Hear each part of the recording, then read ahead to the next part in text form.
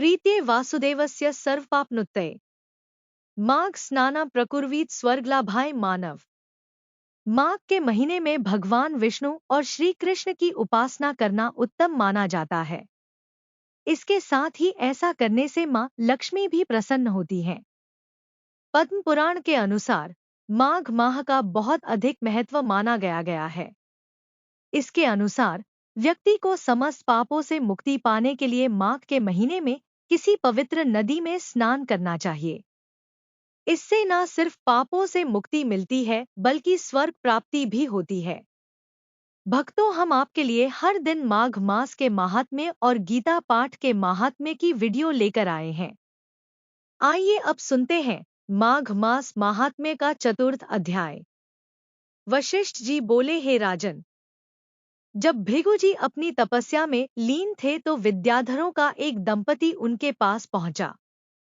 वे बहुत दुखी थे और भृगु जी को अपनी कथा सुनाने आए थे। उन्होंने मुनि को श्रद्धापूर्वक प्रणाम किया और कहा, है मुनिदेव, इस दिव्य देह को पाकर भी हम दोनों बहुत दुखी हैं। मेरी भार्या परम सुंदरी और नृत्य एवं संगीत में प्रवीण है। यह वीणा बजाने में दक्ष है।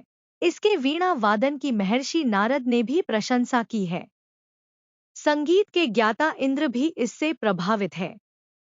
भगवान महादेव भी इसकी संगीत विद्या से प्रसन्न है। ऐसी परम सुंदरी और गुणवती भार्या को पाकर भी मैं सुखी नहीं हूँ। कहाँ यह रूपवती मेरी भार्या और कहाँ व्याघ्र के मुख वाला। मैं इसी चिंता से परेशान एवं दुखी रहता हूँ। उस विद्याधर की बात को सुनकर त्रिकालज्ञ भृगुजी मुस्कुराकर बोले, है विद्याधर, हर प्राणी को कर्मों के अनुसार फल प्राप्त होता है। जो ज्ञानी होते हैं वे मोह नहीं करते और जो अज्ञानी होते हैं वे मोह में फंसे रहते हैं। जिस तरह यक्षिका के पाव विषम है, उसी तरह अधूरा कर्म दुखी करता है। पिछले जन्म में तूने माघ मास की एकादशी का व्रत करके द्वादशी को तेल स्नान किया था, उसी के कारण तेरा मुख व्याघ्र का है। ने राजा पुरखा ने भी तेरी ही भांति भूल की थी, इसी कारण उसको कुरूप देह प्राप्त हुई थी। राजा अपनी कुरूपता पर बड़ा दुखी था। वह गिरिराज के समीप देव सरोवर पर गया। उसने स्नान किया और तपस्या हेतु कुशा के आसन पर बैठ गया। उसने शंख, चक्र, गदा पद्मधारी भगवान श्री हरि को हृदय में धारण कर 30 मास तक निराहार रहकर कठोर तप किया। भक्त वत्सल भगवान श्री हरि राजा की तपस्या से प्रसन्न हुए। उन्होंने राजा के सम्मुख प्रकट होकर कहा, हे राजन, मैं तेरी तपस्या से बहुत खुश हुआ। इतना कह भगवान ने स्वयं अपने शंख के जल से राजा का अभिषेक किया, जिससे राजा का शरीर सुंदर हो गया। भृगु जी बोले, हे विद्याधर, यह सब तेरे पूर्व जन्म का ही फल है। यदि तुम वास्तव में इस रूप को त्यागना चाहते हो तो माघ मास में मणिकूट नदी के जल में जाकर स्नान करो, तब तुम अपने पहले पाप से मुक्त हो सकते हो। इस नदी के तट पर देव, मुनि, सिद्ध निवास करते हैं। तेरे भाग्य से 5 दिन बाद ही माघ मास प्रारंभ होगा। तू स्नान की विधि ध्यान से श्रवण कर पौष शुद्धि एकादशी से ही प्राणी को त्रिकाल स्नान निहार रहते हुए पृथ्वी पर शयन करना चाहिए। भोग विलास त्याग कर जितेंद्रिय हो माघ शुक्ल एकादशी तक तीनों समय भगवान विष्णु का पूजन करना चाहिए। तू भी ऐसा ही करे तो तेरा मनोरथ पूर्ण होगा। द्वादशी के दिन मैं स्वयं आकर तेरा अभिषेक करूंगा। निश्चय ही तू कामदेव के समान सुंदर हो जाएगा। इतना कह भृगुजी ने फिर कहा, है विद्याधर, माघ स्नान प्राणी के समस्त पापों को नष्ट करने वाला है। इसका फल तप और यज्ञ से भी श्रेष्ठ है। पुष्कर, कुरुक्षेत्र, ब्रह्मावर्त, मायापुरी, हरिद्वार, काशी, प्रयाग, सागर संगम के 10 वर्ष तक निरंतर स्नान से जो फल प्राप्त होता है, उस प्राणी को माघ मास में केवल 3 दिन के स्नान से ही प्राप्त हो जाता है। जो स्वर्ग की कामना करते हैं वे मकर के सूर्य में स्नान करें। इससे आयु, आरोग्य, रूप, सुख, सौभाग्य की प्राप्ति होती है। जो नरक और दरिद्रता से भय करते हों वे सदैव माघ स्नान करते रहें। वशिष्ठ जी ने कहा, हे राजन, भगवान भृगु की इस परम पुनीत बातों को सुनकर तुम्हें माघ स्नान की महत्ता का ज्ञान हो गया होगा।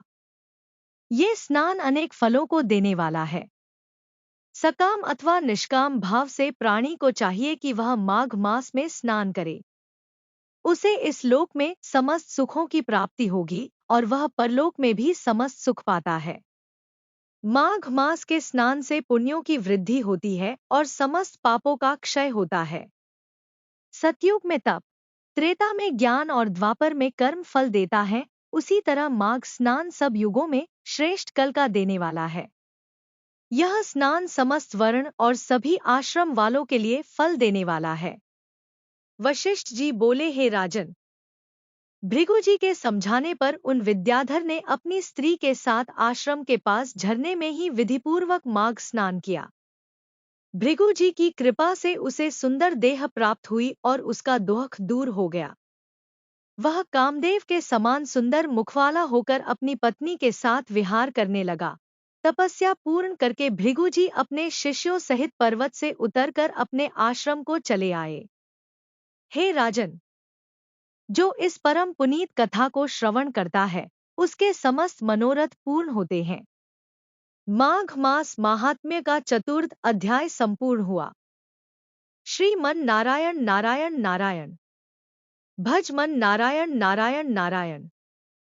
भक्तों, माघ माह में गीता का पाठ करने से श्री कृष्ण और राधा रानी की कृपा प्राप्त होती है। आइए सुनते हैं गीता के प्रथम अध्याय के पाठ का महत्व। गीता उपनिषदों का सार है। महाभारत युद्ध के समय रणभूमि में भगवान श्री कृष्ण ने अर्जुन को जो ज्ञान दिया था वह गीता में बताया गया है। भगवान शिव ने देवी पार्वती को गीता के पहले अध्याय के पाठ का महत्व जो बताया है वही यहाँ आपके लिए प्रस्तुत है। गीता के पहले अध्याय का नाम अर्जुन विषाद योग है। इस अध्याय में कुरुक्षेत्र के मैदान में उपस्थित बंधुओं और संबंधियों को सामने देखकर अर्जुन के मन में उठे विषाद और मनस्थिति का वर्णन किया गया है, जिसे संजय धृतराष्ट्र को बताते हैं। एक समय पार्वती जी ने पूछा है, महादेव जी, किस ज्ञान के बल पर संसार के सब लोग आपको शिव कहकर पूजते हैं? मृगछाला ओढ़े और अपने सभी अंगों में शमशान की विभूति लगाएं, गले में सर्प और नर मुंडों की माला पहने हुए हो। इनमें तो कोई भी पवित्र नहीं, फिर आप किस ज्ञान से पवित्र माने जाते हैं? तब महादेव ने उत्तर दिया कि हे प्रिय, सुनो, मैं गीता ज्ञान को अपने हृदय में धारण करने से पवित्र माना जाता हूँ। इस ज्ञान से मुझे बाहर के कर्म नहीं व्यापते। तब पार्वती जी ने कहा कि हे भगवान, जिस गीता ज्ञान की आप ऐसी स्तुति करते हैं, उसके श्रवण करने से कोई कृतार्थ भी हुआ है? महादेव ने उत्तर देते हुए कहा कि इस ज्ञान को सुनकर बहुत से जीव कृतार्थ हुए हैं और आगे भी होंगे। मैं तुम्हें एक पुरातन कथा कहता हूँ, तुम सुनो। एक समय पाताल लोक में शेषनाग की शैया पर श्री नारायण जी नैन मूंद कर आनंद में मग्न थे। उस वक्त भगवान के चरण दबाते हुए लक्ष्मी जी ने पूछा, हे प्रभु, निद्रा और आलस्य तो उन पुरुषों को व्यापता है जो जीव तामसी होते हैं, फिर आप तो तीनों गुणों से अतीत हो। आप तो वासुदेव हो, आप जो नेत्र मूंद रहे हो, इससे मुझके बड़ा आश्चर्य है। नारायण जी ने उत्तर देते हुए कहा, हे लक्ष्मी, मुझको निद्रा आलस्य नहीं व्यापता। एक शब्द रूप जो भगवद गीता है, उसमें जो ज्ञान है उसके आकार रूप है। यह गीता शब्द रूप अवतार है। इस गीता में यह अंग है। 5 अध्याय मेरे मुख है, 10 अध्याय मेरी भुजा है, 16वां अध्याय मेरा हृदय और मन और मेरा उदर है, 17वां अध्याय मेरी जंघा है, 18वां अध्याय मेरे चरण है। गीता श्लोक ही मेरी नाड़ियां है और जो गीता के अक्षर है वो मेरा रोम है। ऐसा मेरा शब्द रूपी जो गीता ज्ञान है, उसी के अर्थ मैं हृदय में विचार करता हूँ और बहुत आनंद प्राप्त होते हूँ। लक्ष्मी जी बोली, हे श्री नारायण जी, जब श्री गीता जी का इतना ज्ञान है तो उसको सुनकर कोई जीव कृतार्थ भी हुआ है, सो मुझसे कहो। तब श्री नारायण ने कहा, हे लक्ष्मी, गीता ज्ञान को सुनकर बहुत से जीव कृतार्थ हुए हैं, सो तुम श्रवण करो। एक व्यक्ति था जो चांडालों के कर्म करता था और तेल नमक का व्यापार करता था। उसने एक बकरी पाली। एक दिन वह बकरी चराने के लिए वन में गया और वृक्ष से पत्ते तोड़ने लगा। वहां उसे एक सांप से डंस लिया, जिससे वह तुरंत मर गया। मरने के बाद उसने बहुत से नरक भोगे और फिर उसका जन्म बैल के रूप में हुआ। उस बैल को एक भिक्षुक ने मोल लिया। वह भिक्षुक उस पर चढ़कर सारे दिन मांगता फिरे। जो कुछ भिक्षा मांगकर लाता वह उसे अपने परिवार के साथ मिलकर खाता और वो बैल सारी रात द्वार पर खड़ा रहता। उसके खाने पीने का भी कोई ख्याल नहीं करता था और सुबह होते ही बैल पर चढ़कर फिर मांगने निकल जाता। जब बहुत दिन हो गए तो वह बैल भूख से गिर गया, लेकिन उसके प्राण नहीं निकले। नगर के लोगों ने देखा और उस बैल को कोई तीर्थ का फल दे तो कोई व्रत का फल दे, तब भी उस बैल के प्राण नहीं छूटे। एक दिन गणिका आई। उसने लोगों से पूछा, यह कैसी भीड़ है? तो उन्होंने कहा कि इसके प्राण नहीं निकलते, अनेक पुण्यों का फल दे रहे हैं, तो भी इसकी मुक्ति नहीं होती। तब गणिका ने कहा कि मैंने जो कर्म किया है उसका फल मैंने इस बैल को दिया है। इतना कहते ही बैल की मुक्ति हो गई। तब बैल ने एक ब्राह्मण के घर जन्म लिया। पिता ने उसका नाम सुशर्मा रखा। उसके पिता ने उसे पढ़ाया लिखाया। उसको अपने पिछले जन्म की सूझ थी। उसने एक दिन मन में विचार किया, जिस गणिका ने मुझे बैल की योनि से छुड़ाया था उसका दर्शन करूं। विप्र चलते चलते गणिका के घर गया और कहा, आप मुझे पहचानती हैं? गणिका ने कहा, मैं नहीं जानती, तुम कौन हो? तब उसने कहा कि मैं वही बैल हूं जिसको आपने अपने पुण्य दिए थे। तब मैं बैल की योनि से छूटा था। अब मैं विप्र के घर जन्म हूं। आप अपना पुण्य बताएं। गणिका ने कहा कि मैंने अपने जाने पुण्य नहीं किया, परंतु मेरे घर एक तोता है। वह रोज सवेरे कुछ पढ़ता है। मैं उसका वाक्य सुनती हूँ। उस पुण्य का फल मैंने तुम्हें दे दिया। तब विप्र ने तोते से पूछा कि तू सवेरे क्या पढ़ता है? तोते ने कहा, मैं पिछले जन्म में विप्र का पुत्र था। मेरे पिता ने मुझे गीता के पहले अध्याय का पाठ सुनाया करते थे।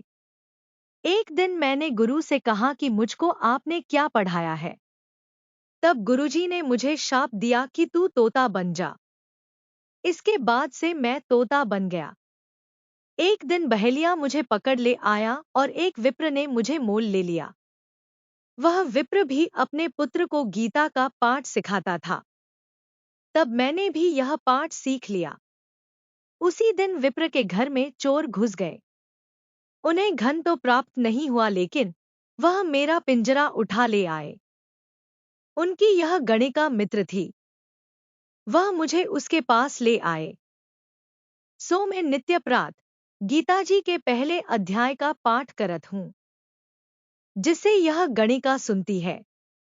पर इस गणिका को समझ में नहीं आती। जो मैं पढ़ता हूँ वही इस गणिका ने तेरे निमित्त दिया था। वह श्री गीताजी के पहले अध्याय का फल था। तब विप्र ने कहा कि हे तोते, तू भी विप्र है, मेरे आशीर्वाद से तेरा कल्याण हो। सो हे लक्ष्मी। विप्र के इतना कहते ही वह तोता भी मुक्ति को प्राप्त हो गया। तब गणिका ने बुरे कर्म छोड़ भले कर्म ग्रहण किए और नित्य स्नान करके श्री गीताजी के प्रथम अध्याय का पाठ करना शुरू कर दिया, जिससे उसकी भी मुक्ति हो गई। आप इस चैनल को सब्सक्राइब और वीडियो को लाइक और शेयर अवश्य करें। कमेंट बॉक्स में जय श्री राधे कृष्ण अवश्य लिखें। जय श्री राधे राधे।